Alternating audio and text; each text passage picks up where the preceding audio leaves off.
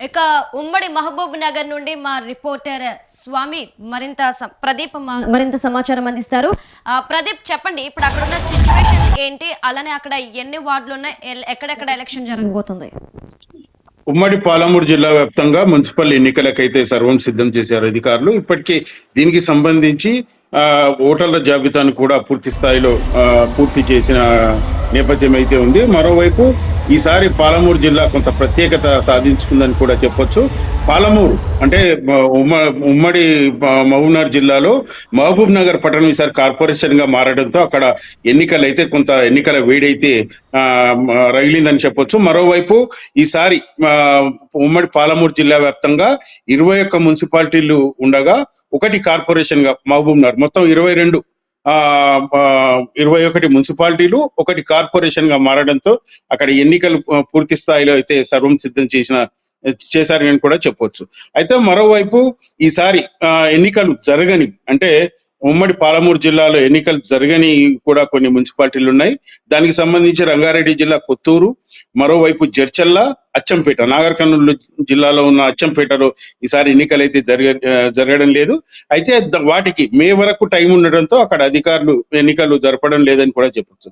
మిగతా మున్సిపాలిటీల్లో యథావిధిగానే ఎన్నికలు జరగనున్నాయి. ఈ నెల 13న ఎన్నికలు, తర్వాత 15న కౌంటింగ్ కూడా నిర్వహించేందుకు అధికారులు పూర్తి స్థాయి అయితే సిద్ధం చేశారు. అయితే దీనికి సంబంధించి 3 ప్రధాన పార్టీలు ఎన్నికల బరిలో నిలవడానికి చెప్పొచ్చు. ప్రధానంగా అధికార కాంగ్రెస్ పార్టీ అత్యధిక స్థానాలు కైవసం చేసుకునే దిశగా అయితే తమ కార్యక్రమాలు మొదలుపెట్టిందని చెప్పొచ్చు. మరోవైపు చాప కింద నీరుల బీజేపీ పార్టీ కూడా ఏదైతే అత్యధిక కార్పొరేషన్లు అయితేనేమి, మున్సిపాలిటీలు అయితేనేమి కైవసం చేసుకునే దిశగా ఎత్తుగడలు అయితే సిద్ధం చేసింది. ఈ బీఆర్ఎస్ పార్టీ కొంత చతికిల పడిందని చెప్పాలి. అయితే దానికి సంబంధించి కార్యకర్తలు బలంగా ఉండడంతో బీఆర్ఎస్ పార్టీ కూడా తమ ఆశావాహులను అయితే సిద్ధం చేశాయని కూడా చెప్పొచ్చు. అయితే గతంలో ఏదైతే సాధారణ అసెంబ్లీ ఎన్నికలైతేనేమి, పార్లమెంటరీ ఎన్నికలైతేనేమి బీఆర్ఎస్ కొంత వ్యతిరేక ఓటింగ్ అయితే జరగడంతో బీఆర్ఎస్ పార్టీ ఈసారి కొంత చతికిల అంటే ఉత్సాహం కొంత తగ్గిందని కూడా చెప్పొచ్చు. బీజేపీ కాంగ్రెస్ మధ్యలోనే ప్రధానంగా ఉమ్మడి పాలమూరు జిల్లాలో పోటీ అయితే నిలుస్తుందని కూడా మనం చెప్పొచ్చు. అయితే బీజేపీ ఇప్పటికే కార్యకర్తల బలం పెంచుకోవడంతో పాటు అత్యధిక ఏదైతే మున్సిపాలిటీలు కూడా కైవసం చేసుకునే దిశగా తమ ఎత్తుగడలను అయితే కొనసాగిస్తున్నాయి. మరోవైపు అధికార కాంగ్రెస్ పార్టీ ఇప్పటికే రేవంత్ రెడ్డి ఉమ్మడి జిల్లాకు సంబంధించిన వ్యక్తి ముఖ్యమంత్రిగా ఉండడంతో ఈసారి ఉమ్మడి పాలమూరు జిల్లా పట్టు సాధించాలనే లక్ష్యంతో కూడా కాంగ్రెస్ పార్టీ ఎత్తుగడలను సిద్ధం చేసింది. అయితే దీనికి సంబంధించి ఇప్పటికే ఎమ్మెల్యేలు అయితేనేమి, రెండో శ్రేణి నాయకులు అయితేనేమి పూర్తిగా ఎన్నికల సమాయత్తంలో మునిగిపోయారని కూడా చెప్పొచ్చు. మరోవైపు ఉమ్మడి పాలమూరు జిల్లాలో కూడా ప్రజలు కూడా కొంత ఉత్సాహంగా ఓటింగ్ లో పాల్గొన్నారు. అయితే గత సర్పంచ్ ఎన్నికల్లో అత్యధికంగా కాంగ్రెస్ పార్టీ ఇక్కడ స్థానాలను కైవసం చేసుకొని కొంత ఉత్సాహం అయితే ఉంది. మున్సిపాలిటీల్లో కూడా అదే వ్యూహంతో, అదే లక్ష్యంతో కూడా అత్యధిక మున్సిపాలిటీలు కైవసం చేసుకోవాలని కూడా అధికార కాంగ్రెస్ పార్టీ తమ ఎత్తుగడలను సిద్ధం చేసింది. ఈసారి బీఆర్ఎస్ పార్టీ ప్రధాన మూడు పార్టీలు కూడా ఎన్నికల బరిలో తమ ఏదైతే ఆశావాహులను అయితే సిద్ధం చేశారని కూడా మనం చెప్పొచ్చు. Right, thank you Pradeep.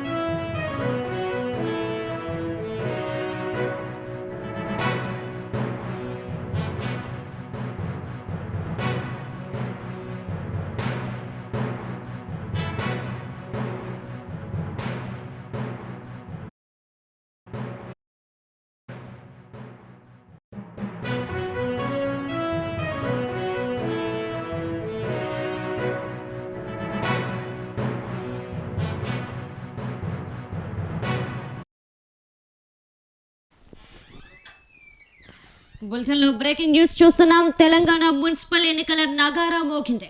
Municipal ఎన్నికల షెడ్యూల్ను ఎస్ఈసి కమిషనర్ రాణి కుముదిని విడుదల చేశారు. 116 మున్సిపాలిటీలు 7 కార్పొరేషన్లకు ఎన్నికలు జరగనున్నాయి. ఇక రేపటి నుంచి నామినేషన్ల స్వీకరణ ప్రారంభించనున్నారు. ఈ నెల 31న నామినేషన్ల స్క్రూటీని, ఫిబ్రవరి 3న అభ్యర్థుల తుది జాబితాను విడుదల చేస్తారు. ఫిబ్రవరి 11న పోలింగ్ నిర్వహించి 13న ఓట్లు లెక్కిస్తారు. ఇక ఫిబ్రవరి 16న కార్పొరేషన్ మేయర్, డిప్యూటీ మేయర్ను కార్పొరేటర్లు, మున్సిపల్ చైర్మన్, వైస్ చైర్మన్ను కౌన్సిలర్లు ఎన్నుకోనున్నారు.